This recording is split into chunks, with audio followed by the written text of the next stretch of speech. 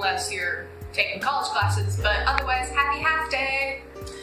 Following that is Thanksgiving on Thursday, so there will be no school. Post-Thanksgiving hangout on Friday will also be no school, giving you a chance to rest and recover from all that turkey, ham, and yams. Yams. I really go for a nice just raw yam right now. Quick tip for all you seniors, hope your college applications are turned in. So far away, we wait for the day, yeah. For the lights all so wasted and gone. More good news for you, the end of the semester is coming up soon. For college first, then high school. The college fall semester ends December 8th and the high school semester December 21st. Unfortunately, with that comes midterms and finals, so you better get studying if you don't want to turn it. So you better get studying if you don't want to end up as a clown living on the sidewalk outside of the Briar Patch. Oh, go Ghidotti! Stay warm, stay dry, stay safe, stay Ghidotti! Stay in school, stay out of Stay at drugs. school. Hey guys, CSF is collecting children's books for a local elementary school. Any donations would be greatly appreciated. There's a basket in the office for drop-offs.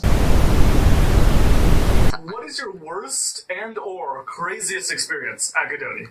So do you know that I was almost on Amazing Race, the TV show? I was the one that was set to give the graduation speech.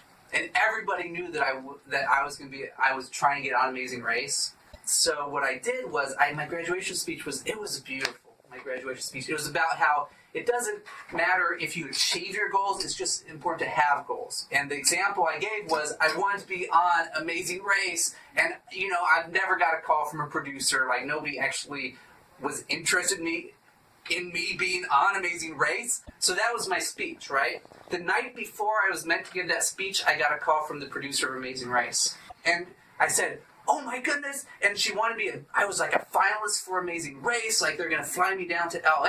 I was like, and I said, well, I'm giving a graduation speech where I'm talking about not being called by you. Can I mention that I was on, like you called me? She's like, no. And so my whole graduation speech was a lie. I told everybody that I was never contacted by the producers, but I was. If you were planning a bank robbery, who at Ghidotti would you pick as your accomplice and why? I would choose Kathy. Kathy, technically, could she blow up a vault? No, right? Like, she won't be able to do that. But she is so nice. She goes in there, she talks to the folks, she talks to the bank teller, she says, oh, how are you? How are your kids? Oh, my kids are great. Kathy is just nice, and people like to talk to her. And while she's doing that, sneaking around the counter, going in. I bet Kathy should be like, hey, what's the code to the vault? I'm just curious. Like I collect vault codes, and they give it to them. What's the story behind your banjo? Playing it? This one, or Yeah, any, just generally. this one's probably out of tune. When I was a kid, my dad was a classical music critic. Like, I went to LA Philharmonic, I went to the Hollywood Bowl, I saw all these amazing orchestral pieces, but really what I wanted was a banjo. And so when I became an adult, I got myself a banjo.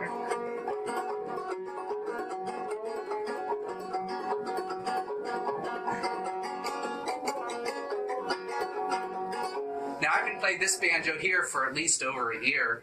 It was made by my office mate for a long, long time, Mr. Molinax, who taught history before Mrs. Crusasto and actually before Mrs. Heaton, if you knew her.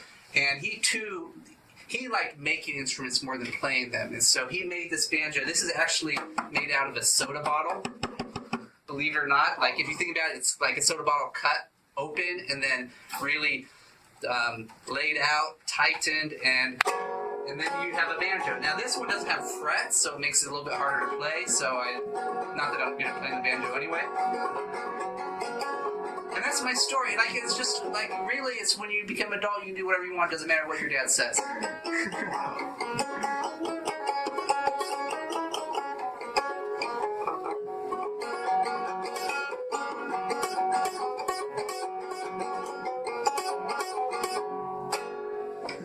that's the story behind the banjo.